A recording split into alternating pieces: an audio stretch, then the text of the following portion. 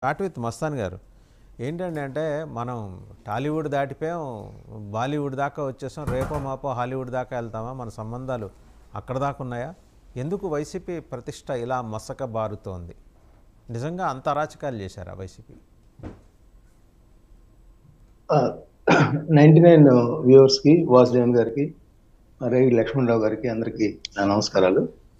ఇక్కడ ఇవాళ మీరు ఎంచుకున్న టాపిక్ చూసినట్టయితే వైసీపీకి సంబంధించిన నేతల వ్యవహారాలు ఒకటొకటిగా వెలుగు చూస్తూ ఉన్నాయి. నిజానికి ఎన్నికల ఫలితాలు వచ్చిన అనంతరం మాత్రమే ఇవన్నీ వెలుగు చుట్టూ మనం ఇక్కడ గమనించాల్సి వస్తుంది.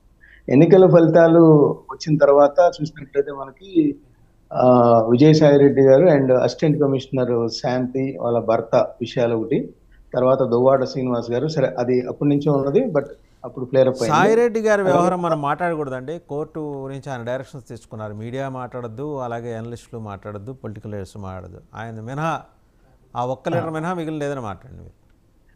ఓకే ఓకే సార్, అంటే నేను అంటే ఎన్నికల తర్వాత జరిగిన అంశాలను ప్రస్తావించాను కానీ దాన్ని వివరించాలని నా ప్రయత్నం కాదు. అది కోర్టు ఆదేశాలు నాకు కూడా నాలెడ్జ్ లో ఉన్నాయి, బట్ నేను దాన్ని జోలికి పోవట్లేదు. బట్ సంఘటన మాత్రం ప్రస్తావిస్తాను. అలాగే అనంతబాబు వ్యవహారం కూడా చూసినట్టయితే ఆయన నిన్న ఒక వీడియో రిలీజ్ చేశారు. మళ్ళీ అడ్డతీగల పోలీస్ స్టేషన్ లో కూడా 13 లక్షల రూపాయలు వాళ్ళకి ఇచ్చాను, నన్ను బ్లాక్ మెయిల్ చేసి దోచుకున్నారు చెప్పి వచ్చింది. తాజాగా చూసినట్లయితే ఇప్పుడు విజయవాడకి సంబంధించిన వ్యవహారం, అంటే ఇక్కడ నాకున్న సమాచారం ప్రకారం ఇదే. ఇప్పుడు మీరు ఏదైతే చెప్తున్నారో ఆ సినీ నటి పేరు అయితే బయటికి రాలేదు, కానీ ఆ సినీ నటి తను ఒక కంప్లైంట్ ఇచ్చింది మహారాష్ట్ర పోలీసులకి 2000 I think subject to correction 2021 or 22. Jindal అంటే జేఎస్డబ్ల్యూ స్టీల్ సంబంధించిన పారిశ్రామికవేత్త సజ్జన్ జిందాల్ ఆమెను రేప్ చేశారని చెప్పేసి ఆమె పెంట్ హౌస్ లో, మహారాష్ట్రలోని పెంట్ హౌస్ లో ఇది జరిగింది.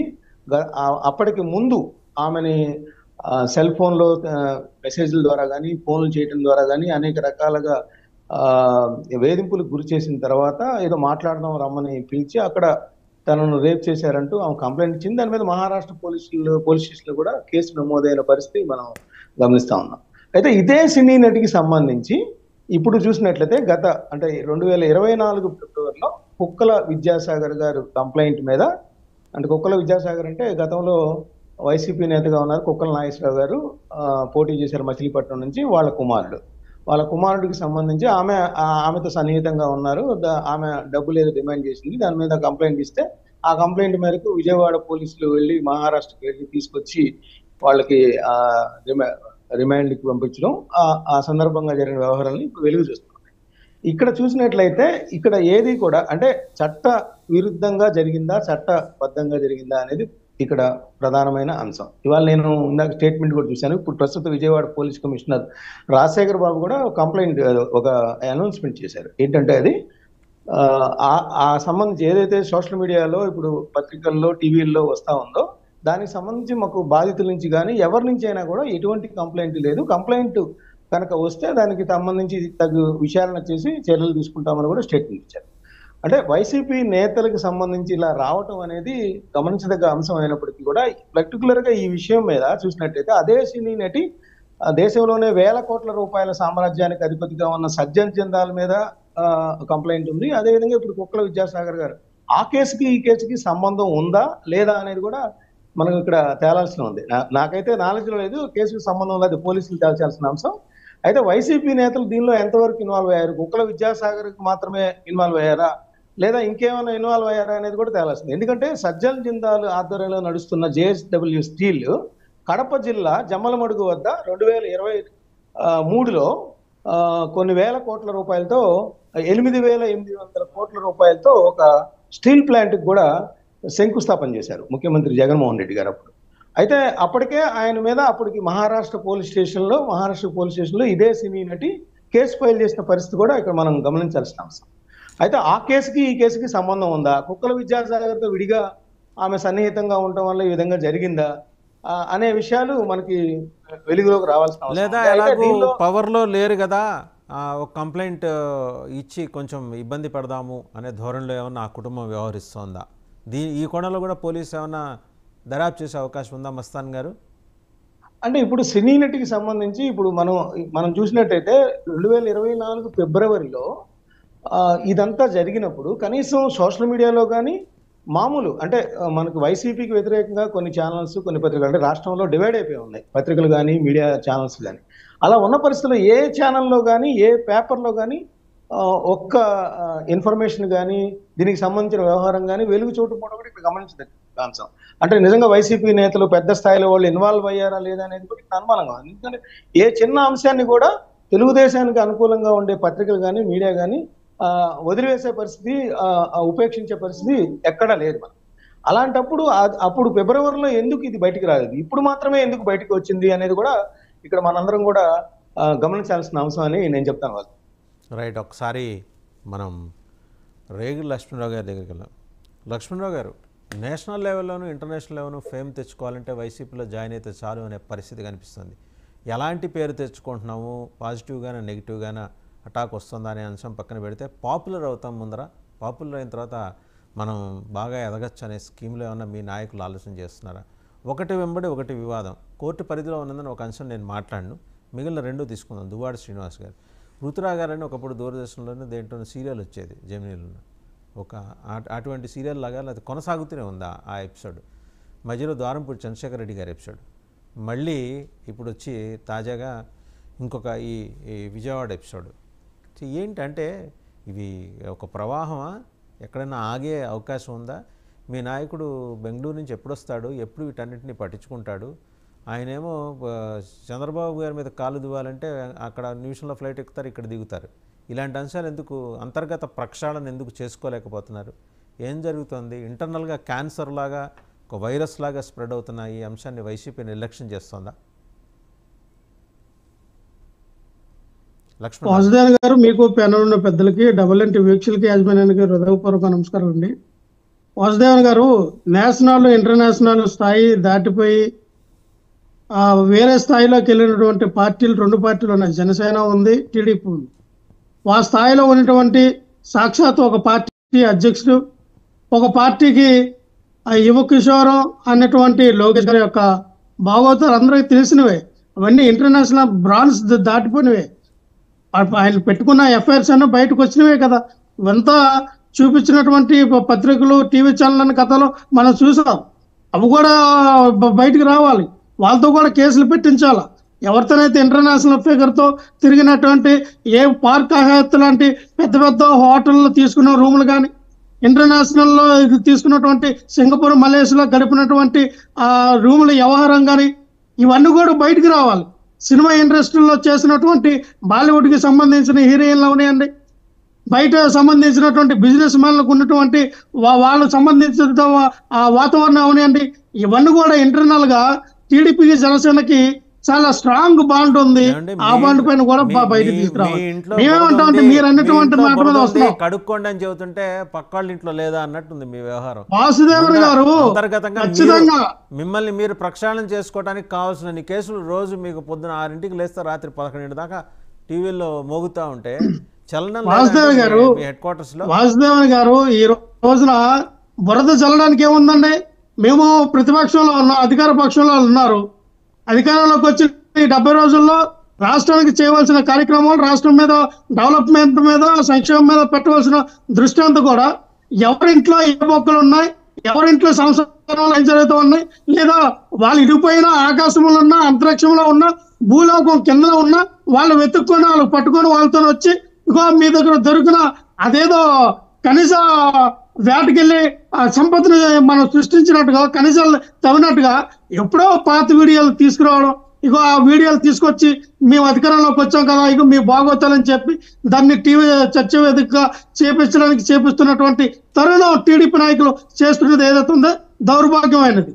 ఈ రోజున ఎవరి వ్యక్తిగత జీవితం వాళ్ళకు ఉంటుందండి.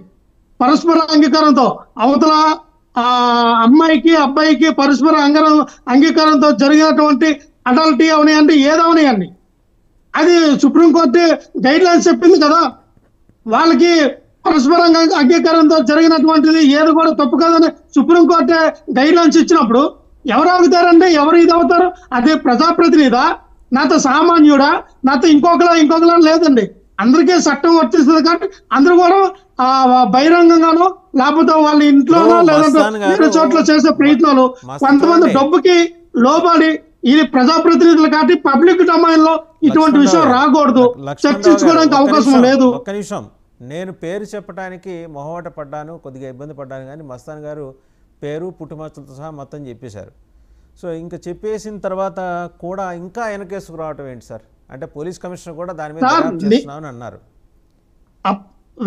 ఆయన మస్తాన్ రావు గారు చాలా క్రిస్టల్ క్లియర్ గా చెప్పారు, చాలా చక్కగా వివరించారు. ఆయన ఉన్నది ఉన్నట్టుగా చెప్పారని నేనైతే భావిస్తున్నాను. ఎందుకంటే అక్కడ బాలీవుడ్ నటి ఎవరైతే జిందాల్ అధినేత అయినటువంటి సచిన్ తేందుమార్ మీద కేసు పెట్టారో ఆ కేసుని తీసుకొచ్చి ఇక్కడ ఆయన చెప్పినటువంటి విద్యాసాగర్ మీద ఎవరో వాళ్ళ అబ్బాయి సంథింగ్ ఎవరికి ఆపాదించి వాళ్ళు బ్లాక్మెయిల్ చేయాలనే ఉద్దేశంతో ఇది కథంతా నడుస్తూ ఉంది. సో నేనేమంటానంటే వాసుదేవ్ గారు నిజంగా ఇందులో నిజాలు తీయండి. ఆ బాలీవుడ్ నటి ఎక్కడైతే ఈయన మీద కంప్లైంట్ పెట్టిందో అధికారంలో మీరు ఉన్నారు కదా, తీయండి. ఇవన్నీ ముసుగులో గుద్దులాట్లు ఎందుకన్నా, ముసుగులో గుద్దులాట వ్యవహారాలు చేయకూడదు. మీరు అదే అధికారంలో కదా, పక్క ప్రూఫ్స్ బయట పెట్టండి.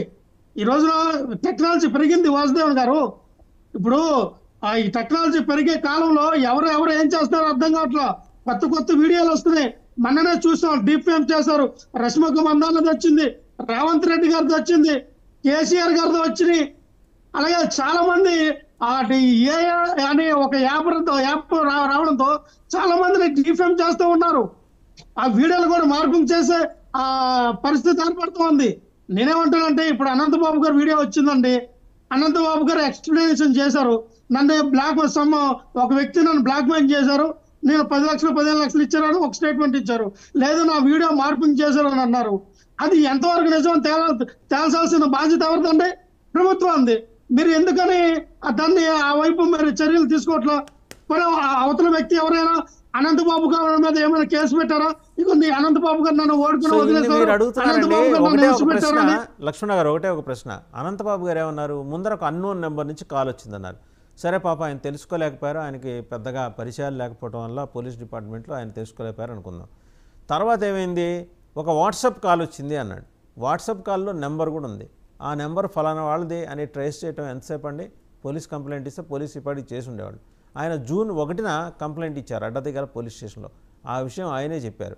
నిన్న ఆయన ఒక చందమామ కథ అంతా చదివి వినిపించారు. అంటే ఎక్కడా కూడా కనెక్టివిటీ లేదు. ఆయన చెప్తున్న అంశాలని ఒకదానికి డాట్స్ని కనెక్ట్ చేయమంటారు. ఆ డాట్స్ ఎక్కడ కనిపించట్లా కనెక్ట్ చేద్దామంటే పొంతన లేని అంశాలన్నీ ఆయన మాట్లాడారు. సరే అది పక్కన పెడదాం. పోలీసు ఇప్పటికి అది ట్రేస్ చేసి ఉంటారు కదా. పోనీ నాకు ఫోన్ చేసింది ఫలానా ఆయన లేకపోతే ఫలానా ఆమె అని చెప్పాలి కదా. 13 లక్షలు ఇవ్వటం ఏంటి? వాళ్ళ ఇంట్లో పెళ్లి ఖర్చులకు ఈనాదుకోవటం ఏంటి? చెప్పేదానికి ఎంతో కొంత ఎక్కడో ఒక చోట 10% అన్నా దాంట్లో కనెక్టివిటీ ఉండాలి కదా. ఎందుకు ఆ లాజిక్ మిస్ అవుతున్నారు? మీ వాళ్ళకి స్క్రిప్టింగ్ సరిగ్గా లేదు. ఒక మాట తెలుగుదేశం పార్టీ నాలెడ్జ్ వాళ్ళు చెప్తారు మీకు ఎట్లా స్క్రిప్ట్ చేయాలి. వాసుదేవన్ గారు 100% కరెక్ట్ మీరు చెప్పింది. ఖచ్చితంగా ఆ డాట్స్ అనేది క్లియర్ చేసే విధానంలో, కలిపే విధానంలో మరి చేసిన తప్పును కూడా ఇది నిజమా అబద్ధం అని చెప్పే ఆ ధైర్య సాహసాలు కూడా ఉండాలండి. ఒకరు తప్పు చేసినా ఇగో నేను తప్పు చేయలేదని ఎక్స్ప్లెయిన్ చేయాలి. లేదంటే తప్పు చేసిన ఒప్పుకునే గట్స్ ఉండాలి. మరి అక్కడ మనం చూస్తాం అనంతబాబు గారికి 2 లేవని అర్థమవుతోంది. తప్పు చేస్తే దొరికిపోయి లేదంటే దాన్ని కవర్ చేసుకుని మేనేజ్మెంట్ చేసే పరిస్థితులు కూడా ఆయనకు లేదు. క్రిస్టల్ క్లియర్ గా మనకు అర్థమైపోతుంది. 2-3 స్టేట్మెంట్లు ఇచ్చినప్పుడు అర్థమవుతోంది. నేనేమంటానంటే గతంలో కూడా అనంతబాబు గారు చేసినప్పుడు ఏదైతే దళితుడు హత్యని డోర్ డెలివరీ విషయం చేసినప్పుడు అది కూడా చాలా సున్నితంగా ఆయన వ్యవహరించవచ్చండి. నేను ఏం సలహా చెప్తానంటే అదే దళిత కుటుంబానికి వెళ్ళి అక్కడ ఆ కుటుంబాన్ని ఆదుకొని తన బాధ్యతనంతా ఆయన తీసుకొని ఆ జరిగిన నష్టానికి నష్టపరిహారం ఇచ్చి ఆ కుటుంబానికి నేను అండగా ఉంటానని చెప్పి ఆ కుటుంబాన్ని ఈయన ఆ యాదవ్ తీసుకుని నేను అండగా ఉంటే ఈ దళితుల్లో ఇంత వ్యతిరేకత వచ్చేది కాదు. అలాగే అక్కడ ఉన్నటువంటి ఎస్సీ ఎస్టీకి ఈయన సహాయం చేసి ఇంకా మీ వెనకదలు నేనున్నానని ఒక పెద్ద మనిషి తరహాలో వెళ్తే ఈ వ్యతిరేకత వచ్చేది కాదు. నేనేమంటున్నా ఆ రోజున అనంతబాబుని పెద్ద వీళ్ళు బ్యాండ్ మేళాలతో తీసుకొచ్చి విధంగా తీసుకొచ్చారు, పెద్ద తీరుగా అని అన్నారు. మరి ఈ రోజున బీజేపీ పార్టీ కూడా ఒక అంతర్జాతీయ ముఠా తాలూకు వ్యక్తి నిన్న జైల్లో నుంచి రిలీజ్ అయితే Z+ కేటగిరీ ఇచ్చి పెద్ద ఎత్తున తీసుకొచ్చారే. ఒక 20 సంవత్సరాల్లో ఇది పడినటువంటి అంటే ప్రభుత్వాలు ఒక్కొక్కరు ఒక్కొక్క విధంగా దేనికి కాపాడుతాయి అనేది దానికి ఆన్సరబుల్ మన దగ్గర ఉండకపోవచ్చు, కానీ వాస్తవానికి ఖచ్చితంగా మనం చేసిన తప్పులైనా ఒప్పుకోవాలి, లేదా మానిపులేట్ చేస్తున్న ఇదైనా ఉండాలి. మన మీరు ద్వారంపూడి చంద్రశేఖర్ రెడ్డి గారిని కావాలని ఇరికించారండి, కావాలని బయటికి తీసుకొచ్చారు. ఆ దళిత మహిళ ఎవరు, ఆ దళిత మహిళ కూడా ఎక్కడ కూడా కంప్లైంట్ పెట్టలేదు. నాకు ద్వారంపూడి చంద్రశేఖర్ రెడ్డి వల్ల నాను ఒక బిడ్డను కన్నా ఆ బిడ్డ ఆయన వల్ల వచ్చిందని ఆవిడ ఎక్కడ కూడా కంప్లైంట్ ఇవ్వాలి. ఇది కూడా ఫేకు. ఇంకా చూడాలంటే మళ్ళీ ఆ దువ్వాడి శ్రీనివాసరావు గారు జరిగిన వ్యవహారంలో జగన్మోహన్ రెడ్డి గారు మొన్న యాక్షన్ తీసుకున్నారు. పేరాడ తిలక్ గారికి అక్కడ ఎంపీగా పోటీ చేసిన వ్యక్తికి మరి టెక్కల నియోజకవర్గానికి ఇన్ఛార్జ్ గా బాధ్యతలు ఇవ్వడం జరిగింది. మరి ఇలాగనే జగన్మోహన్ రెడ్డి గారు ప్రక్షాళన చేస్తూ ఉన్నారు. ఎక్కడైతే పార్టీ వీక్ అవుతూ ఉందో, ఏ వ్యక్తుల ద్వారా పార్టీ వీక్ అవుతుందో ఆ వ్యక్తుల్ని ఆ పార్టీ నుంచి తొలగించి వాళ్ళకి ఆ పార్టీకి కొంచెం దూరం పెట్టి ఆలోచన విధానంలో ఉన్నారు. కొత్త వాళ్ళని తీసుకొచ్చే పార్టీని బలోపేతంగా ముందు తీసుకెళ్ళడానికి జగన్మోహన్ రెడ్డి తగ్గ ప్రణాళికలు తీసుకుంటారు. ఓ మోస్తరు లీడర్స్ మీద చర్యలు మొదలెట్టారు. తనకి కుడి భుజాలు ఎడమ భుజాలుగా ఉన్న వాళ్ళు ఎదుర్కొంటున్న ఆరోపణల మీద ఎందుకు చర్యలు లేవు? వాసుదేవన్ గారు, కుడి భుజం ఎడమ భుజం లేదండి. జగన్మోహన్ రెడ్డి గారిలో చాలా మార్పు వచ్చింది. మార్పు మీరే చూస్తారు. ప్రతి ఒక్కరిని కూడా పార్టీని డామేజ్ చేసే వ్యక్తులు ఎవరైనా సరే వాళ్ళ మీద చర్యలు తీసుకోవడానికి జగన్మోహన్ రెడ్డి గారు చాలా కఠినంగా ఉన్నారు. ఈసారి ఒక్క నిమిషం, ఆయనలో మార్పు వచ్చిందని మీరు చెప్పడం, ఒక సర్టిఫై చేయటం ఒక ఎత్తు అయితే, ఆయన కలవటానికి వెళ్తున్న వాళ్ళ పుట్టుమచ్చలు వివరాలు ఆధార్ కార్డులు అన్నీ తీసుకొని వెట్టింగ్ చేసుకొని కానీ వాళ్ళకి అపాయింట్మెంట్ ఇవ్వలేకపోవటం మరోవైపు జరుగుతుంది. ఏం మార్పు వచ్చింది? చంద్రబాబు గారికి ఉన్న కోటరీ కన్నా బలమైన కోటరీ ఇంకా ఆయనకి పనిచేస్తుంది. ప్రజలకి ఆయనకి మధ్య కనెక్టివిటీ లేకుండా చేస్తుంది ఆ కోటరీయే. మీకు బాగా ఆయన దగ్గర అయితే చెప్పుకోండి, ఆయనకి ఏమన్నా వింటాడేమో, ప్రజలను కలుస్తాడేమో. మళ్ళీ మీ దగ్గరకు వస్తాను, రావు గారి దగ్గరికి వెళ్దాం. రావు గారు చూశారు కదా, విద్యాసాగర్ గారు, కుక్కల విద్యాసాగర్ గారు, కుక్కల నాగేశ్వరరావు గారు, ఐ థింక్ మస్తాన్ గారు ఇంతకుముందు ఆయన కృష్ణా జిల్లా జెడ్పీ చైర్మన్గా చేసినట్టున్నారు. నాగేశ్వరరావు గారు చేశారు, లోగడ ఎంపీగా కూడా పోటీ చేసి ఓడిపోయారు బందరు. సరే, వారి కుమారుడు ఇట్లా ఒక బాలీవుడ్ నటిని వేధించాడు, జైల్లో పెట్టించాడు మొత్తం ఆ ఫ్యామిలీని, ఏదో ఇతర సంబంధాలు కారణంగా అని చెప్పేసి.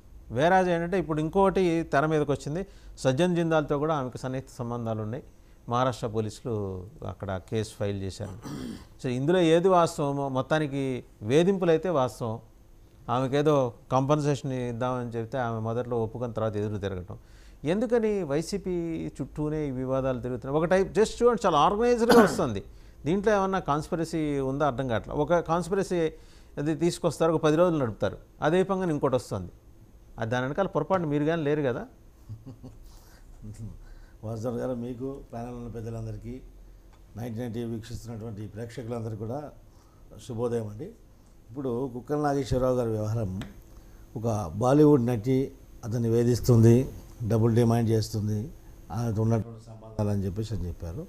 ఒక విషయం క్లియర్గా చెప్పాలి, రాజకీయానికి అతీతంగా మనం మాట్లాడితే, సుప్రీంకోర్టులో ఈ అడల్టరీ అనేది, అడల్టరీ చట్టం ఏదైతే అడల్టరీ అన్న పేరుతో ఇది క్లియర్గా వ్యభిచారం. ఇది అడల్టరీ పేరుతో ఈ యొక్క పరోక్ష వ్యభిచారం చేసుకోవడానికి అవకాశం దొరికినట్టు. ఇది అది వచ్చిన తర్వాత ఇదేమైపోయిందంటే, అనేక మంది ఒక స్వార్థంతో కూడినటువంటి కొంత మహిళలు, అంటే మహిళలు అంటే చాలా గౌరవించే పార్టీ మాది, నేను వ్యక్తిగతంగా కూడా, కానీ ఇది దురదృష్టం. ఈ విషయాన్ని చర్చించుకోవడం, ఒక మహిళల పైన ఇలాంటి మాట్లాడడం కూడా బాధాకరంగా ఉంది. కొంతమంది మహిళలు ఏమైందంటే, అవకాశాన్ని, ఈ యొక్క చట్టాన్ని అవకాశంగా వాడుకొని ఈ యొక్క పాపులర్ పర్సనాలిటీస్ అందరినీ కూడా టార్గెట్ చేయడం కూడా జరుగుతుంది. ఒకవైపు బాధితులు ఉన్నారు, ఒకవైపు ఇలాంటి వేధించే వాళ్ళు, స్వార్థపూరితమైనటువంటి వ్యక్తిత్వాలు కూడా కొన్ని సమాజంలో జరుగుతున్నాయి. ఇప్పుడు జిందాల్ గారు ఉన్నారు, ఇప్పుడు నోన్ పర్సనాలిటీస్ అందరినీ సమాజంలో ఒక పేరున్న వ్యక్తుల పైన ఒక బురద చల్లడము, ఒక బట్ట కాల్చి వాళ్ళపై వేయడము, వాళ్ళని బ్లాక్మెయిల్ చేయడం, వాళ్ళ పరువు పోతుందని చెప్పేసి ఇంకా ఇతర రాజకీయంగా ఉన్న వాళ్ళు వాళ్ళ పరువు పోతుందని వాళ్ళ డిమాండ్స్ ఫుల్ఫిల్ చేయడం జరుగుతుంది. ఇలాంటి కొన్ని కార్యక్రమాలు కొంతమంది స్వార్థపూరితమైనటువంటి మహిళలతో జరుగుతుంది సమాజంలో. ఇది మనం చూస్తున్నాం. కానీ వైసీపీ పార్టీకి వస్తే ఇప్పుడు వీళ్ళు ఏమంటున్నారంటే, ఇప్పుడు ఇందాక రేగడి లక్ష్మణరావు గారు దువ్వాడ విషయంలో, వాళ్ళ విషయంలో జగన్మోహన్ రెడ్డి గారు చర్య తీసుకుంటున్నారని మాట్లాడుతున్నారు కదా. ఏం చర్య తీసుకుంటారండి? దువ్వాడ విషయంలో ఇప్పుడు ఒక సమాజంలో రాజకీయ నాయకుడు అనేవాడు ఒక రోల్ మోడల్గా ఉండాలి. ఎందుకంటే ఒక రాజకీయ నాయకుడు బస్తీలలో ఇళ్లలో ప్రతి ఇళ్లలో కూడా ఆయన యాక్సెస్ ఉంటే వెళ్తాడు. వెళ్ళినప్పుడు ఒక చెల్లిగా, ఒక తల్లిగా, ఒక కూతురుగా చూడాలి. అంతే తప్ప నువ్వు బయట వ్యసనాలు చేసుకుంటూ, బయట డ్యూయెట్లు పాడుకుంటూ, బయట నువ్వు సినిమా సాంగ్లు పాడుకుంటూ, నువ్వు రొమాన్స్ కథనాలన్నీ బయటికి గుంపాలుగా బయటకు వస్తున్నాయి. ఏ మహిళ పైన అయితే ఆరోపణలు వచ్చిందో ఆ మహిళని క్లియర్గా ఒప్పుకున్న తర్వాత నీ యొక్క క్యారెక్టర్ ఏందనేది బయట సమాజం తెలిసిపోయింది. ఇక నీకు పార్టీకి తెలవడం, ప్రతిపక్షాన్ని కాపాలించడం అనేది మీ యొక్క ఆయన ఏమంటున్నారు, ఆల్రెడీ ఆయన పక్కన పెట్టేసరికి ఇంకా ఎందుకు మళ్ళీ మీరు మాట్లాడతారంటున్నారు. ఆయన మాట్లాడడం కాదండి, వాళ్ళ పార్టీ నాయకులే 1 by 1 ఏ విధంగా బయటకు వచ్చి చూడండి. అంటే గత పదవీ కాలం మొత్తానికి వీళ్ళకి ఏం పని బాట లేకుండా పోయింది. ఈ మంత్రులకు కానీ, ఎమ్మెల్యేలకు కానీ, ఎంపీలకు కానీ సకల శాఖ మంత్రిత్వాలన్నీ ఒకరిద్దరి చేతిలో ఉన్నాయి కాబట్టి వీళ్ళకి పని బాట ఏం లేదు. అధికార మదంతో ఇలాంటి వ్యసనాలకు పాల్పడ్డారు వాళ్ళు. దాని వయసు దాని పరిణామం వీరందరూ చూస్తున్నారు. ఇప్పుడు గతంలో పదవీ కాలంలో 5 సంవత్సరాలు వీళ్ళు చేసిన అరాచకాలు, వీళ్ళు చేసినటువంటి రాజభోగాలు, అనుభవించిన రాజభోగాలు, ఇచ్చిన అరాచకాలు మొత్తం ఈరోజు బయటకు వచ్చినాయి. 1 by 1 బయటకు వస్తున్నాయి. ఇప్పుడు దువ్వాడ వాళ్ళ భార్య పిల్లలు రోడ్డుకెక్కి ఇంటి ముందు ధర్నాలు చేస్తుంటే సమాజం ఎందుకు స్పందించదండి? ఇలా స్పందించినా కానీ మీరు అతన్ని ఎన్నికేసుకురావడము, ఆరోపణలు వచ్చాయి, అడల్టరీ చట్టం అనేది సుప్రీంకోర్టు ఒప్పుకున్నది, ఇద్దరు ఒప్పందం ఉంటే దానికి ఎవరు చేయనికి లేదని చెప్పేసి వీరు మాట్లాడుతుంది. సభ్య సమాజంలో భారతదేశంలో ఇలాంటి విషయాలు బహిరంగంగా చర్చించుకోవడం, బహిరంగంగా జరగడం ఏమాత్రం స్వభావం అండి? అంటే ఇంట్లో భార్య పిల్లలు ఉన్న తర్వాత వేరే మహిళతో అక్రమ సంబంధం పెట్టుకోవడం ఇది సుప్రీంకోర్టు ఒప్పుకుందని చెప్పేసి యథేచ్ఛగా వదిలేయాలా? అలాంటి వాడిని ప్రజాప్రతినిధిగా ఈ సమాజం ఒప్పుకోవాలా? ఏం మాట్లాడతారు మీరు? మరొక వైపు మీ జగన్మోహన్ రెడ్డిలో మార్పు వచ్చింది. ఏం మార్పు వచ్చిందా? ఇక్కడ ముఖం చాటేసి ఇక్కడ ప్రజా సమస్యలపై స్పందించకుండా బెంగళూరులో ఈ యొక్క తల్లి కాంగ్రెస్ ఛత్రఛాయలో అక్కడ ఉన్నాడు. ఈ under shelter of Congress party. అక్కడ పోయి కూర్చుండు. ఆంధ్రప్రదేశ్లో ఉన్నటువంటి సోకాలు ప్రతిపక్ష నాయకుడు ఆడ పోయి బెంగళూరులో కూర్చొని మీ యొక్క నాయకులకి అందుబాటు లేడు, ప్రజలకేమో అందుబాటులో ఉంటారు. ఉన్న 11 సీట్లన్నా మీరు ప్రాతినిధ్యం వహించండి సమర్థవంతంగా. అది శాత కాకుండా మీరు చేసినటువంటి పాపాలన్నీ బయటకు వస్తుంటే దీన్ని ప్రతిపక్షానికి అధికార పక్షానికి మీద ఉత్తరేందండి. ఇంకో విషయము, లోకేష్ గారిని, పవన్ కళ్యాణ్ గారిని మీరు మాట్లాడే ముందు కూడా సిగ్గుండాలా. మీకు దమ్ము ధైర్యం ఉంటే మా లోకేష్ గారి మీద ఉంటే బయటికి తీసుకురండి. అంతేగాని ఏదో బట్టకాల్చి మీదేస్తాం కదా అని చెప్పేసి అంటే మాత్రం జాగ్రత్త, ఎవరు ఊరుకోరు. Be careful. ఏం చేయాలో మేము సామాజిక స్పృహ మాకుంది. మేము ఏం చేస్తున్నామో ఏం లేదు మాకు తెలుసు. మదమెక్కి ప్రవర్తించే ఒక చరిత్ర మాది కాదు. ఇది వైసీపీకే చెందుతుంది ఇదంతా కూడా. హలో మస్తాన్ గారు వస్తున్నాయండి మీ దగ్గర. ఇంకో కొత్త విషయం ఏంటంటే కొల్లం గంగిరెడ్డి గారు జగన్మోహన్ రెడ్డి గారికి అత్యంత సన్నిహితులు. ఎర్రచందనం కేసులు ఎదుర్కొంటున్న ఆయన. ఆల్రెడీ ఆయన మీద లోగడ చాలా కేసులు ఉన్నాయి. ఇప్పుడు ఆయన పోలీసుల అదుపులో ఉన్నాడు. సో ఇది అంటే కావాల్సినంత డెవలప్మెంట్స్ అయితే ఆంధ్రప్రదేశ్లో జరుగుతున్నాయండి. అంటే పక్క పొరుగు రాష్ట్రం తెలంగాణలో కన్నా కూడా సరే అక్కడేమో హైడ్రా అనే పేరుతోటి అక్రమ కట్టడాల కూల్చివేత జరుగుతుంది. ఇక్కడేంటంటే అక్రమార్కుల వేట మొదలైనట్టుంది. రకరకాల అంశాల్లో అక్రమార్కుల వేట ఆంధ్రప్రదేశ్లో మొదలైనట్టుంది. గంగిరెడ్డి ఇన్ఫ్యాక్ట్ మీకు గుర్తుండే ఉంటుంది, అలిపిరిలో చంద్రబాబు నాయుడు గారి మీద జరిగిన హత్య యత్నం లేదా దాడి ఆ కేసులో నిందితుడు ఆయన అప్పట్లో. ఇప్పుడు మరి వేరే కేసులో అంటే ఇప్పుడు చాలా పెద్ద పెద్ద కేసులు ఎదుర్కొన్న వాళ్ళు చాలా చిన్న కేసుల్లో దొరికిపోయినట్టు ఆయన ఏదో కేసులో దొరికారు. ఆయన పోలీసులు తీసుకెళ్ళి రహస్యంగా విచారణ చేస్తున్నారట కొల్లం గంగిరెడ్డి గారిని. ఈయన ఇంకోటి ఎందుకు ఇంత ప్రాధాన్యం ఉందంటే ఆయన జగన్మోహన్ రెడ్డి గారికి అత్యంత సన్నిహితుడు. సో ఒకటి ఒక పక్క ఏమో మహిళల పట్ల వేధింపులో లేకపోతే అండర్స్టాండింగ్సో అడల్టరీ వ్యవహారాలు, మరో పక్క ఏమో ఇటు ఈ స్మగ్లర్లు కొంచెం ముదిరిన తర్వాత పొలిటికల్ లీడర్స్ కావటం. ఆల్రెడీ మీకు గుర్తుండే ఉంటుంది, చెవిరెడ్డి భాస్కర్ రెడ్డి గారి దగ్గర జీప్ డ్రైవర్గా చేసిన ఒక వ్యక్తి ఇవాళ ఎర్రచందనం సామ్రాజ్యాన్ని రాయలసీమలో శాసిస్తున్నాడు. ఆయన బెంగళూరు నుంచి జీప్ డ్రైవర్గా చేయడానికి వచ్చిన వ్యక్తి. ఈ దొంగలని ఎన్నాళ్ళు మనం వాళ్ళ జీపుల్లో వీళ్ళ జీపుల్లో తరలిస్తాం, మనమే ఎందుకు ఈ వ్యాపారం మొదలెట్టకూడదని ఆయన ఇవాళ ఎదిగాడు. ఆయన he demanded Chandragiri ticket also. Jaganmohan Reddy గారు కొంత స్పృహతో వ్యవహరించి ఆయనకి టికెట్ ఇవ్వాల, లేకపోతే అప్పుడే బదనామయ్యేది ఆ పార్టీ.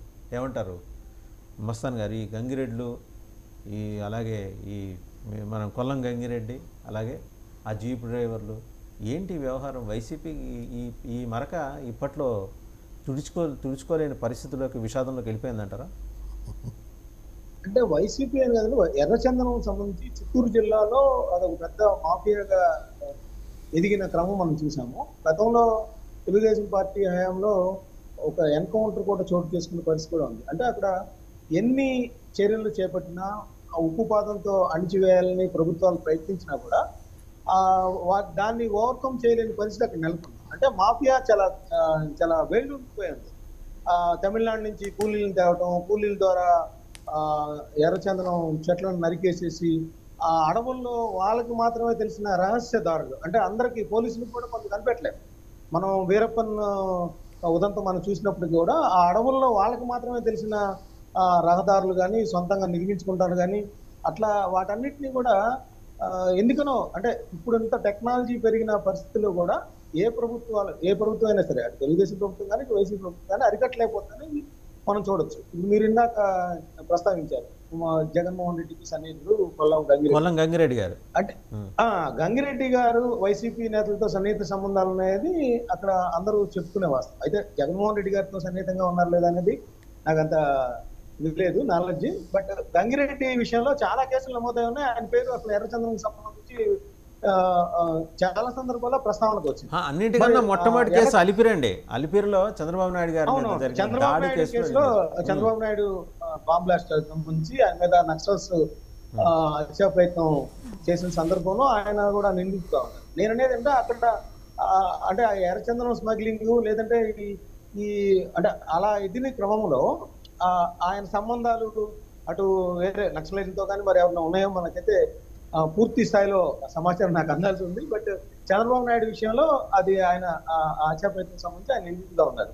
అయితే గంగిరెడ్డి గారి పేరు గతంలో చాలా సంవత్సరాలుగా వినిపిస్తా ఉంది. మరి ప్రభుత్వాలు కూడా గట్టి కేసు మీరు అన్నట్టు అంత పెద్ద ఎర్రచందనం, అంటే ఎర్రచందనం అసలు మామూలుగా మనలాంటి వాళ్ళ దగ్గర చిన్న ముక్క వితౌట్ పర్మిషన్ మన దగ్గర ఉంచితేనే మనల్ని తీసుకెళ్లి జైల్లో వేసుకుంటాం. మరి ఎర్రచందనం చెట్లని లోడ్లు అంటే మనం సినిమాలో చూస్తూ ఉంటాం, ఆ విధంగా తీసుకెళ్లి స్మగ్లింగ్ పాల్పడుతున్నా కూడా అతని మీద ఎందుకు కేసులు అంత బలంగా పెట్టలేదు, ఎందుకు జైలుకి పంపలేకపోయారు, ఇంకా బయట తిరిగినప్పుడు చిన్న కేసులు మాత్రమే ఎందుకు పెట్టాల్సి వస్తుంది.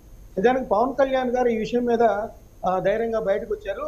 ఆయన చాలా నేపాల్కి ఎలా వెళ్ళాయి, ఏ విధంగా వెళ్ళాయి, అదేవిధంగా కర్ణాటక కలిసి నుంచి నేపాల్ అదే వయా కర్ణాటక మీద వెళ్ళాయి. బట్ కర్ణాటక ఆంధ్రప్రదేశ్ కలిసి ఈ ఎర్రచందనం స్మగ్లింగ్ ని అరికట్టడానికి ఎటువంటి చర్యలు తీసుకుందాం అనే విషయం మీద అక్కడ అటవీ శాఖ మంత్రి కూడా చర్చలు జరిపిన పరిస్థితి. ఆయన దీని మీద దృష్టి సారిస్తా ఉన్నారు. ఎందుకంటే ఆయన గతంలో కూడా చెప్పారు ఎన్నికల ప్రచారంలో వైసీపీ వాళ్ళే ఎక్కువగా ఎర్రచందనం స్మగ్లింగ్ కి పాల్పడతా ఉన్నారు, వీటన్నిటిని కూడా మేము అధికారంలోకి వస్తే కనుక వెలికి తీసి వాళ్ళందరినీ కూడా జైలుకి పంపుతామని కూడా చెప్పారు. దానికి సంబంధించి ఆయన నేపాల్కి ఎలా వెళ్ళాయి, ఎన్ని వందల టన్నులు వెళ్ళాయి, దాని వెనకాల ఎవరున్నారు అనేది కూడా ఆయన ఇప్పటికే ప్రాథమికంగా చెప్పారు.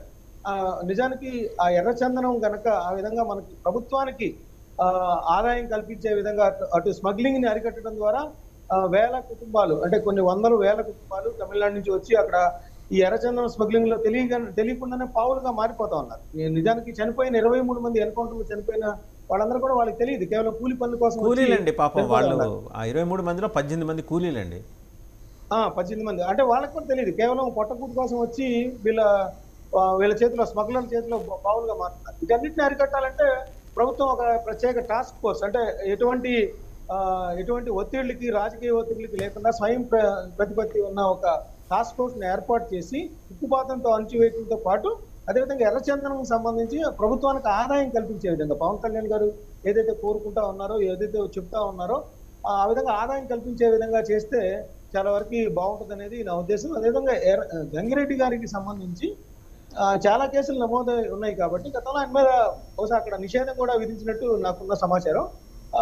అట్లాంటి వాళ్ళ మీద బలంగా కేసులు నమోదు చేయటం కానీ భవిష్యత్తులో ఎటువంటి ఇట్లా ఎర్రచందనం స్మగ్లింగ్ పాల్పడకుండా ఉండే విధంగా కఠినంగా చర్యలు తీసుకుంటే బాగుంటుంది అనేది నా అభిప్రాయం. ఇంకొక అంశం అండి, లక్ష్మణరావు గారి దగ్గరికి వెళ్ళే ముందు మీతోనే ఇంకోటి మాట్లాడాలి. తెలుగుదేశం అధినేత చాలా కీలకమైన నిర్ణయం తీసుకున్నారు. వైసీపీ పెంచి పోషించిన అడ్వైజర్ల వ్యవస్థకి దూరంగా ఉందాం. పాపం అంటే తెలుగుదేశంలో పదవులు ఆశిస్తున్న వాళ్ళు ఆంధ్రప్రదేశ్లో మీ చుట్టుపక్కలే, మీరు కూడా గుంటూరు దగ్గరే ఉంటారు కాబట్టి కనీసం ఒక 50-60 మంది అడ్వైజర్ల స్థాయిలో తమను తాము భావించుకున్న వాళ్ళందరూ కూడా తీవ్రమైన నిరాశ నిస్పృహకు లోనయ్యారట. వైసీపీని మనం ఏ కారణాల చేత అయితే వేలెత్తి చూపించామో అవే కారణాలకి మళ్ళీ మనం ఆస్కారం ఇవ్వకూడదు. అడ్వైజర్ల వ్యవస్థని అక్కడ పెట్టదలుచుకోలేదు. పరకాల ప్రభాకర్ స్థానం, ఆయన అడ్వైజర్ కమ్యూనికేషన్స్గా ఉన్న స్థానం ఆశిస్తున్న ఒక 5-6 నిన్ననే ఈ 2-3 రోజుల వ్యవధిలోనే ఆయన దగ్గరికి వెళ్ళి భంగపాటికి గురై ప్రస్తుతానికి హైదరాబాద్ వచ్చి ప్రత్యామ్నాయ ఏర్పాట్లు చేసుకుంటున్నట్టు తెలిసింది. అంటే వాయిస్ డెసిషన్ నిజంగా పెంచి పోషించడం, వైట్ ఎలిఫెంట్స్ని పెంచి పోషించే కార్యక్రమం వద్దనుకున్నారు ఆయన. అంటే ఒక ట్రూ అడ్మినిస్ట్రేటర్ ఎలా ఆలోచిస్తున్నారో అలాగే ఆలోచించి వాళ్ళని లేనిపోని తలకాయ నొప్పులు నెత్తికెత్తుకోవటం దేనికనే ఉద్దేశంతో వీళ్ళందరూ బేసిక్గా ఆయన అప్రోచ్ అయిన వాళ్ళందరూ లాబీయిస్టులు. సో వాళ్ళందరికీ కూడా ఆయన చాలా స్పష్టంగా చెప్పేశారట, ఎలాంటి మొహమాటం లేకుండా. సో ఇది కొంచెం మరి ఆశిస్తున్న వాళ్ళందరూ పార్టీ పట్ల మరి ఒక విరుద్ధమైన వైఖరి అవలంబించే అవకాశం అన్న కనిపిస్తుంది. అక్కడ ఆల్రెడీ అలిగి వెళ్ళిపోయారు చాలామంది.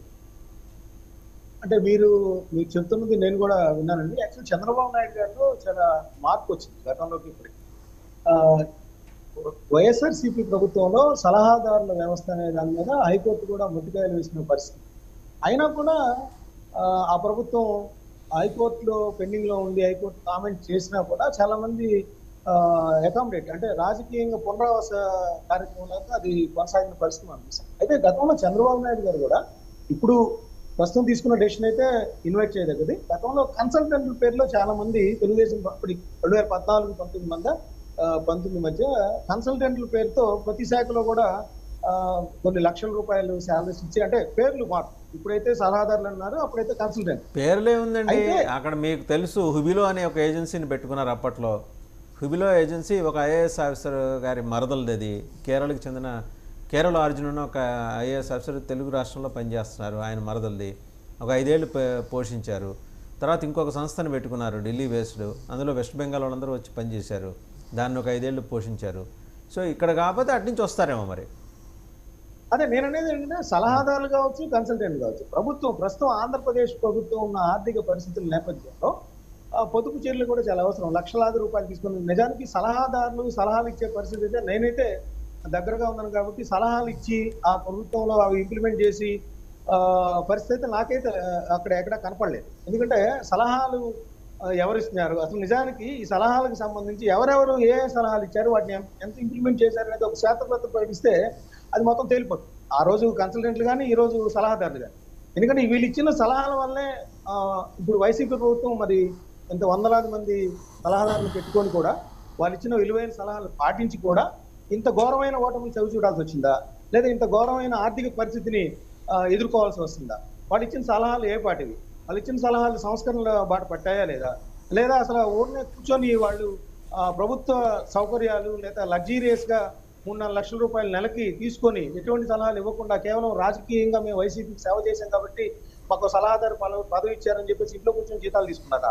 వాళ్ళకి కారు, తర్వాత ఇతర అంటే సహాయకులు కానీ వీళ్ళందరూ 2-3 ఉంటారు.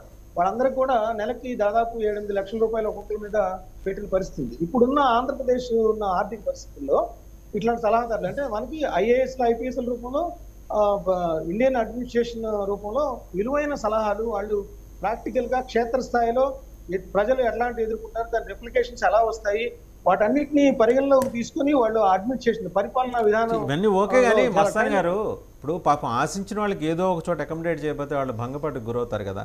5 ఏళ్ళు వాళ్ళు కూడా మరి ఎన్నో ఇబ్బందులు పడ్డారు, అవమానాలు ఎదుర్కొన్నారు, కేసులు ఎదుర్కొన్నారు. అలాంటి వాళ్ళని ఎక్కడో చోట అకామిడేట్ చేయాలి కదా, వాళ్ళని విస్మరిస్తే ఎట్లా అనేది వాళ్ళ వాదన. అంటే రాజకీయ నాయకులకు సంబంధించి పార్టీలు కూడా స్వచ్ఛందంగా ఈరోజు ఒక ఎమ్మెల్యేగా పోటీ చేయాలంటే మనము ఎలక్షన్ కమిషన్ నిబంధనల మేరకు కాకుండా దాదాపు 25 నుంచి 50 కోట్ల వరకు ఒక ఎమ్మెల్యే స్పెండ్ చేస్తున్న పరిస్థితి ఉంది. ఇది వాళ్ళే బహిరంగంగా కానీ ఆఫ్ ది రికార్డ్ గా చాలా సందర్భాల్లో అంతర్గత సంభాషణలో దాదాపు కొన్ని సందర్భాల్లో అయితే బయట కూడా చెప్పేస్తున్న పరిస్థితి ఉంది.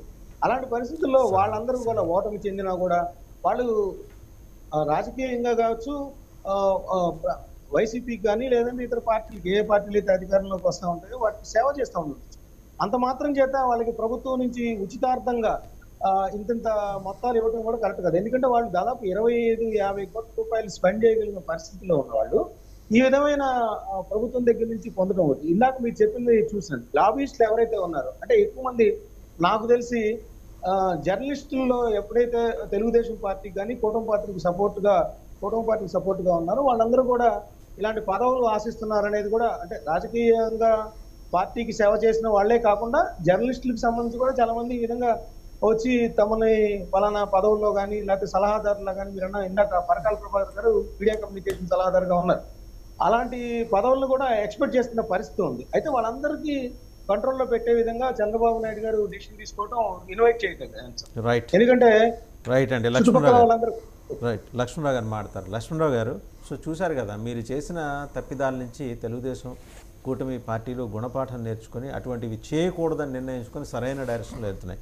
మీరు మాత్రం మీ పాత పద్ధతులను కొనసాగిస్తున్నారు. నేను ఇందాక చెప్పా కొల్లం గంగిరెడ్డి అంశం, అంతగా ఆయన వెనకేసుకురావడానికి కారణం ఏంటంటే, అలాగే చంద్రగిరి టికెట్ ఆశించిన ఒక జీప్ డ్రైవర్, ఆయన స్మగ్లర్గా ఎలా ఎదిగాడు, అయినా కూడా ఆయన పార్టీ నుంచి ఎందుకు దూరం పెట్టలేకపోతున్నారు. సో ఇవన్నీ 1 by 1 చుట్టుకుంటున్నాయి.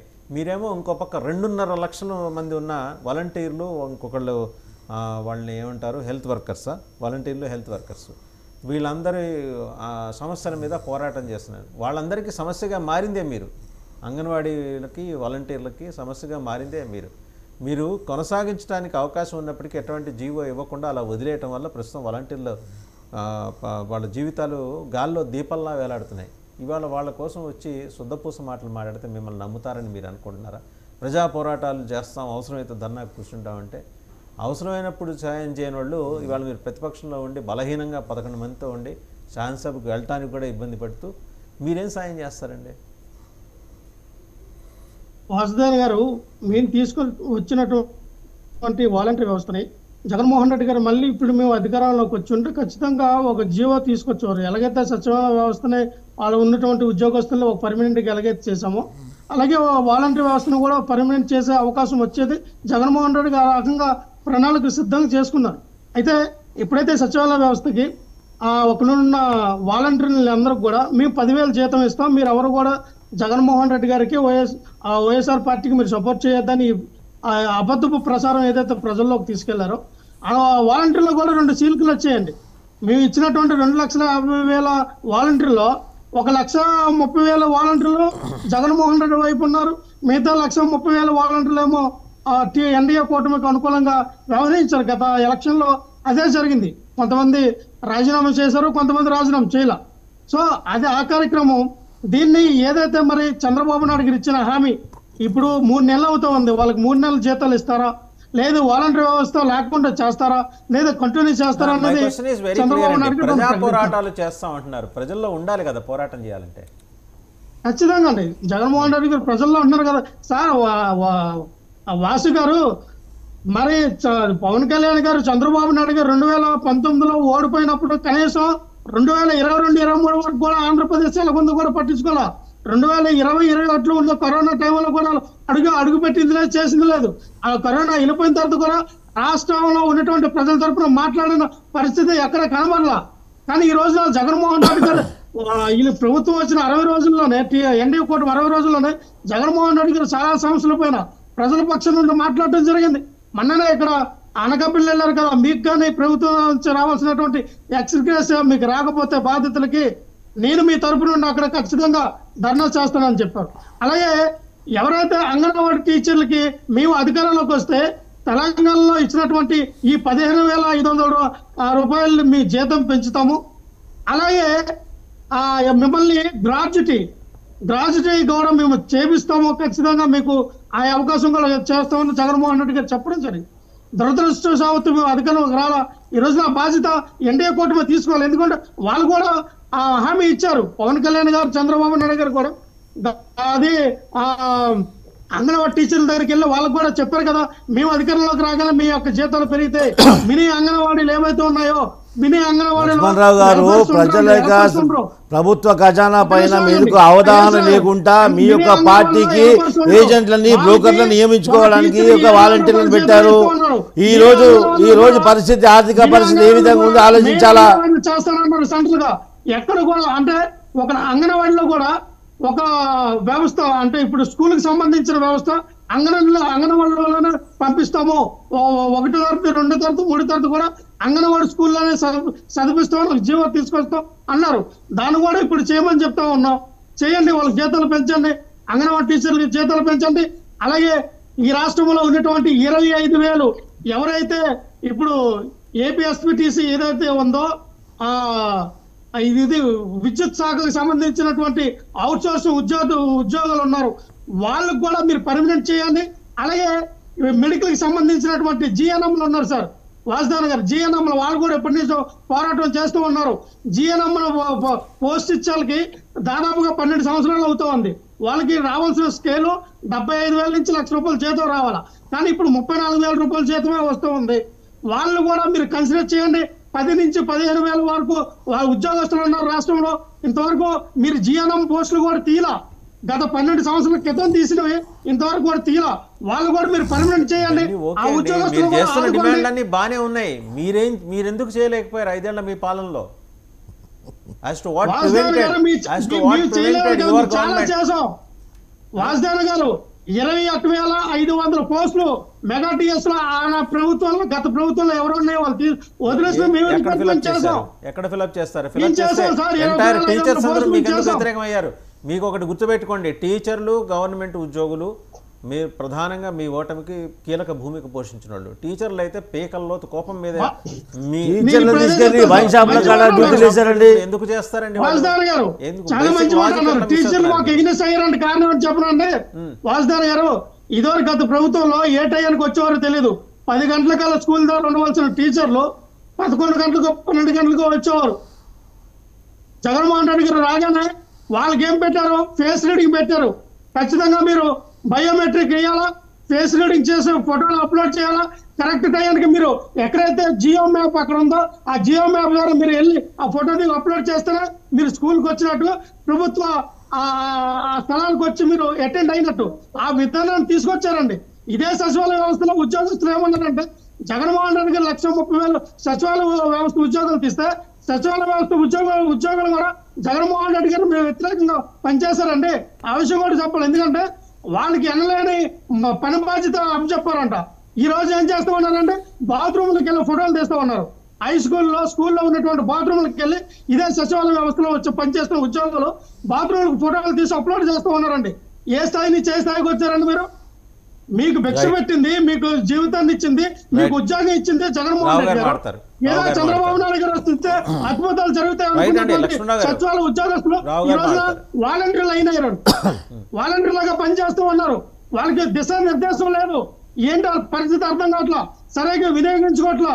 వాళ్ళతో చేయరాని పనులు కూడా చేపిస్తూ ఉన్నారు వాళ్ళు ఆ సచివాలయ ఉద్యోగస్తులతో. కర్మ ఎవరిని వదలబెట్టదు. మీకు అంటే జగన్మోహన్ రెడ్డి గారు చేసిన తప్పేంటంటే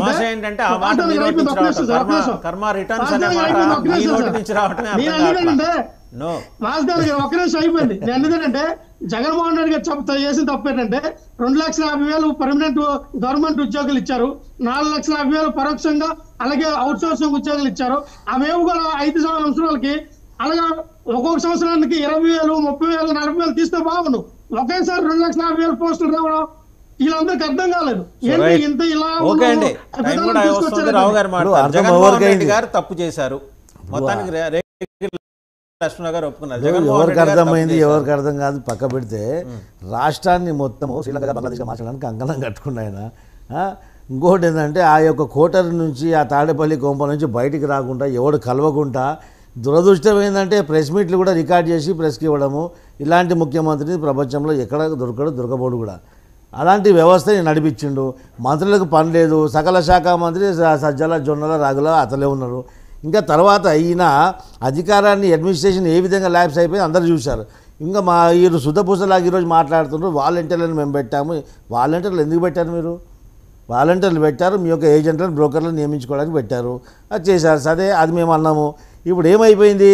రాష్ట్రం యొక్క ఆర్థిక పరిస్థితి బాగోలేదు. ఇది ఒక ప్రజాప్రభుత్వం కాబట్టి ప్రజలను మేము కన్విన్స్ చేస్తున్నాము. ఈ రాష్ట్ర ప్రభుత్వం యొక్క రాష్ట్రం యొక్క ఖజానా పరిస్థితి ఇది, ఆర్థిక పరిస్థితి ఇది, మేము దుబారా ఖర్చులు పెట్టబోము అని చెప్పేసి క్లియర్గా చంద్రబాబు నాయుడు గారు చెప్పారు. దాని పర్యావరణమే ఈరోజు ఈ యొక్క నామినేటెడ్ పోస్టులు కానీ ఇవన్నీ కానీ ఎవరికి ఇవ్వట్లేదు. మీకు నామినేటెడ్ పోస్టులు ఇచ్చి, సలహాదారు పోస్టులు ఇచ్చి, మీ క్యాబినెట్ హోదా కల్పించి, మీకు గవర్నమెంట్లు కార్లు, మీకు సకల సదుపాయాలు అవన్నీ కల్పిస్తే ప్రజలు ఈరోజు నిత్యావసర రెగ్యులర్గానే ప్రభుత్వం నడవడానికి ఇబ్బందికరంగా ఉన్నటువంటి పరిస్థితి. ఇంతటి ఆర్థిక సంక్షోభంలో ముంచేసినటువంటి రాష్ట్రాన్ని మళ్ళీ అంగుళ ఆర్భాటాలతో పోయి ఈ నామినేటెడ్ పదవులు ఇచ్చుకుంటూ పోయి మేమంతా ప్రజాధనం దుర్వినియోగం చేయదలుచుకోలేమని క్లియర్గా చెప్పారు. ఇంకొకటి, వాలంటీర్ వ్యవస్థ పక్కకి పెట్టాము. ప్రభుత్వ ఉద్యోగులు ఉన్నారు కదా, వాళ్ళతో పని చేయిస్తాం కదా. ప్రజల కొరకు పనిచేయడం ప్రభుత్వ ఉద్యోగుల బాధ్యత. వాళ్ళని ఏ విధంగా పనిచేయించాలో అలా పనిచేయించకుండా వాళ్ళని పక్కకు వదిలేసి అడ్వైజర్ పొజిషన్స్ యాంటిసిపేట్ చేసిన వాళ్ళకి ఇప్పుడు అడ్వైజర్ పోస్టులు అడ్వైజర్ పోస్టులు సార్, ప్రభుత్వం రాగానే చాలామంది సీనియర్ నాయకులు పోటీ చేయడానికి అవకాశం దొరికిన వాళ్ళందరూ కూడా నామినేటెడ్ పోస్ట్ సాధిస్తారు. ప్రభుత్వంలో గతంలో ఎమ్మెల్యేలుగా ఎంపీలుగా చేసిన వాళ్ళు కూడా కొంచెం పలుకుబడి ఉన్న వాళ్ళు, కొంచెం డబ్బున్న వాళ్ళు, అలాంటి వాళ్ళు ఏం చేస్తారంటే ప్రభుత్వం అది పార్టీ అధినేత దగ్గరగా ఉన్న సన్నిహితం ఉన్న వాళ్ళు అడ్వైజర్గా ఇచ్చేవాళ్ళు. గతంలో ఈ ప్రభుత్వాలు వచ్చినా కానీ దశాబ్ద కాలాల నుంచి మనం చూస్తూ ఉన్నాం. ఆ విధంగా జరిగేది. కానీ ఇక్కడ ఆంధ్రప్రదేశ్ రాష్ట్రానికి ఒక రాజధాని లేకుండా 29 రాష్ట్రాలు రాజధాని లేకుండా ఒక అధోగతి పాలు చేసినటువంటి ఆ ఆంధ్రప్రదేశ్ని ఈరోజు ఇలాంటి అంగుల ఆర్భాటాలకు పోతే మనం ప్రజలకు అన్యాయం చేసిన వాళ్ళం అవుతాం. ఎందుకంటే ప్రజలు ఇంత బలమైనటువంటి తీర్పు ఇచ్చి, ఇంత బలమైన శక్తిని ఇచ్చి మెజారిటీ మనం గెలిపించిన తర్వాత మన మీద కూడా బాధ్యత ఉంటుంది. కాబట్టి ప్రజలకు మనం జవాబుదారీగా ఉండాలని చెప్పి ఈ ట్రాన్స్పరెన్సీగా ఈరోజు మేము గవర్నమెంట్ నడిపిస్తున్నాం, ప్రభుత్వం నడిపిస్తున్నాం. దీని అక్కసుగా మీకు ముఖం లేక ఇక్కడ పోయి బెంగళూరులో దాచుకొని ఇప్పుడు మీరు అన్ని మాట్లాడతారు. చేసినంత అరాచకాలు మీరు టీచర్లు మీకు వ్యతిరేకమైనంటే కోవిడ్లో కరోనా పీరియడ్లో టీచర్లను తీసుకొని వైన్ షాప్లో కదా డ్యూటీలు వేస్తారండి. వీళ్ళు సిగ్గుండాలి కదా. ఇలాంటి కార్యక్రమాలు వీళ్ళు చేశారు. వీళ్ళు ఏం చేస్తారు? వీళ్ళు నాయకులు చేసే అరాచకాలు వీళ్ళ మా వాళ్ళ సస్యాల వ్యవస్థ ఉద్యోగస్తుల్ని టీలు స్నాక్స్ వాళ్ళకి సరఫరా కార్యక్రమాలు చేయండి జీవో ఇచ్చారు మీరు. సార్ విద్య చెప్పే టీచర్లది సమాజంలో టీచర్లది చాలా ప్రాముఖ్యమైనటువంటి పాత్ర. టీచర్లు ఆర్థికంగా ఎంత వెనుకబాటు ఉన్నప్పుడు కూడా టీచర్ల యొక్క పాత్ర చాలా, ఉపాధ్యాయుడు పాత్ర చాలా కీలకమైంది. అలాంటి ఉపాధ్యాయులను తీసుకొని వైన్ షాప్ల కాడ నిల్చోబెడితే రేపు విద్యార్థులు కూడా వైన్ షాప్ కాడ లైన్ కట్టాలనా? అదే కదా మీరు చేసింది. టీచర్లను తీసుకుపోయి వైన్ షాప్ కాడ పెట్టింది. ఇంతకంటే దుర్మార్గం ఎక్కడ ఉంటుంది? అందుకే మిమ్మల్ని ఈ రోజు బుద్ధి చెప్పారు టీచర్లు మొదటి అంచెలో ఉన్నారు. మిమ్మల్ని బుద్ధి చెప్పడంలో టీచర్లు మొదటి అంచెలో ఉన్నారు. ఆ తర్వాత విద్యార్థులు. మీరు రాష్ట్రానికి చేసింది ఏం లేదు, రాష్ట్రాన్ని సర్వనాశనం పట్టించారు. అందినట్టు దోసుకున్నారు మీరందరూ. అది అవమానకరమైన పని కాదు. ఒకరు టీ ఇవ్వడము, టిఫిన్ ఇవ్వడం అవమానకరమైన కాదు. మద్యం సరఫరా చేయడము, మద్యం అమ్మించడం, మద్యం విక్రయించడం టీచర్ల ద్వారా అది పాపం కూడా. అదే పాపం మీకు కలిగింది. ఏం మాట్లాడతారు మీరు? వాస్తవానికి వన్ సబ్మిషన్ సార్, ఇది సబ్జెక్ట్ కాదు కానీ మాట్లాడాలా మీ ఛానల్ ద్వారా. అది కూడా మీ